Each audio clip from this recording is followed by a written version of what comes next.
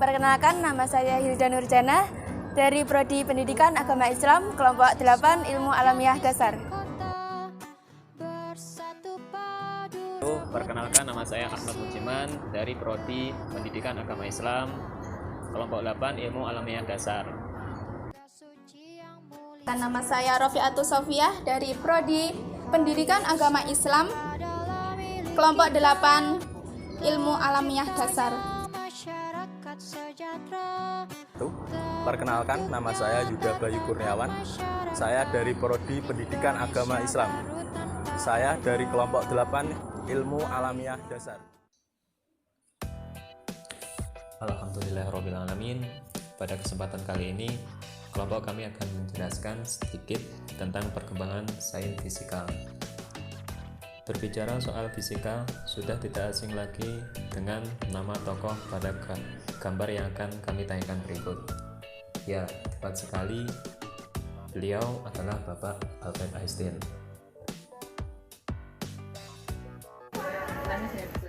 Sains adalah sekumpulan pengetahuan empiris, teoritis, dan pengetahuan praktis tentang dunia alam yang dihasilkan oleh para ilmuwan yang menekankan pengamatan, penjelasan, dan prediksi dari fenomena di dunia nyata.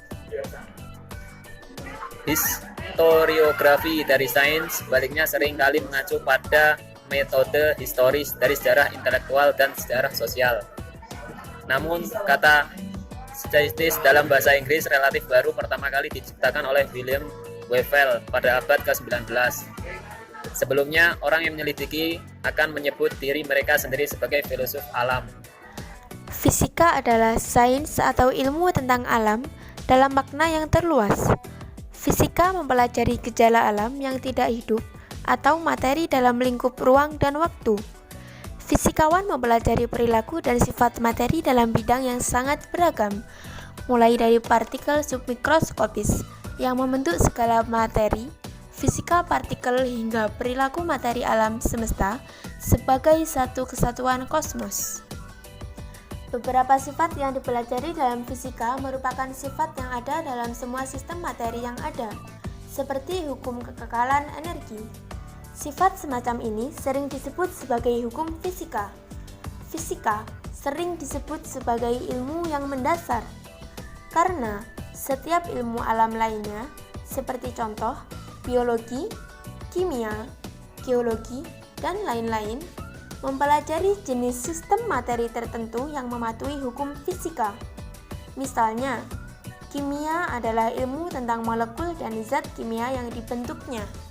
Sifat suatu zat kimia ditentukan oleh sifat molekul yang membentuknya, yang dapat dijelaskan oleh ilmu fisika seperti mekanika kuantum, termodinamika, dan elektromagnetika.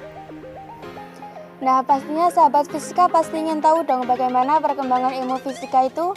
Sebenarnya kalau kita cari sejarahnya itu sangat menarik sekali.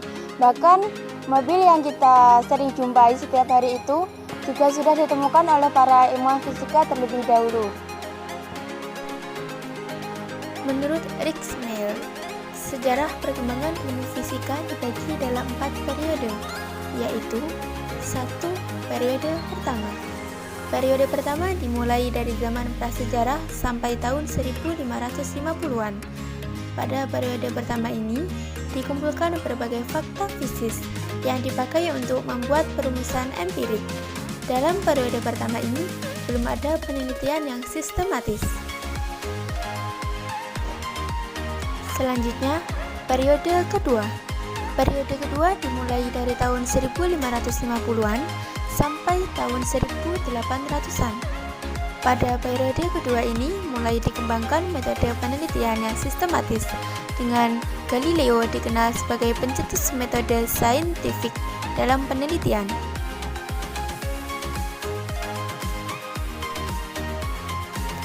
Periode ketiga. Periode ketiga dimulai dari tahun 1800-an sampai 1890-an.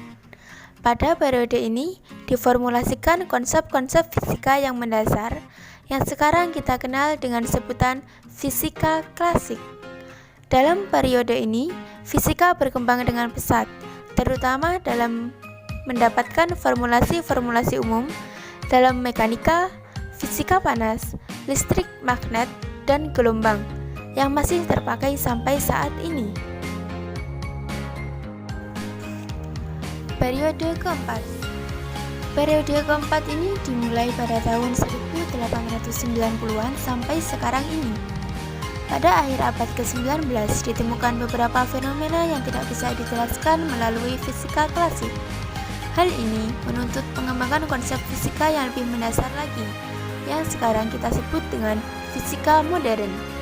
Dalam periode ini dikembangkan teori-teori yang lebih umum yang dapat mencakup masalah yang berkaitan dengan kecepatan yang sangat tinggi atau relativitas, atau yang berkaitan dengan partikel yang sangat kecil atau teori kuantum.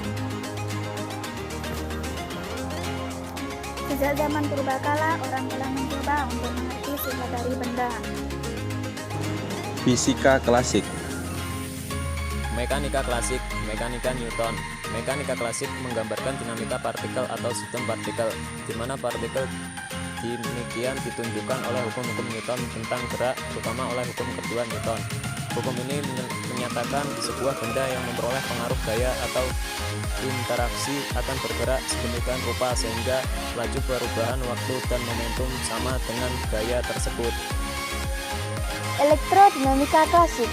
Elektrodinamika sesuai dengan namanya merupakan kajian yang menganalisis fenomena akibat gerak elektron. Fenomena ini berkaitan dengan kelistrikan dan kemagnetan.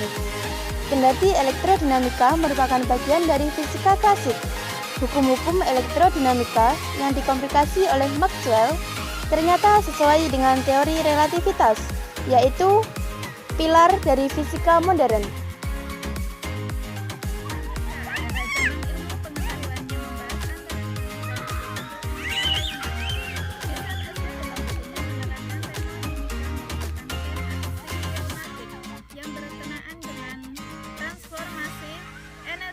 Satu bentuk ke bentuk lainnya. Energi dan materi sangat berkaitan erat, sedemikian eratnya sehingga perpindahan energi dan menyebabkan perubahan tingkat keadaan materi tersebut. Teori relativitas umum. Einstein menyelesaikan teori relativitas umum pada tahun 1916. Teori relativitas umum menjelaskan bahwa gelombang elektromagnetik tidak sesuai dengan teori gerakan Newton. Menurut Newton, gravitasi dianggap sebagai kekuatan penarik. Planet-planet bergerak mengelilingi matahari dalam bentuk lingkaran elips karena matahari memiliki kekuatan gravitasi yang amat besar. 3. Fisika modern.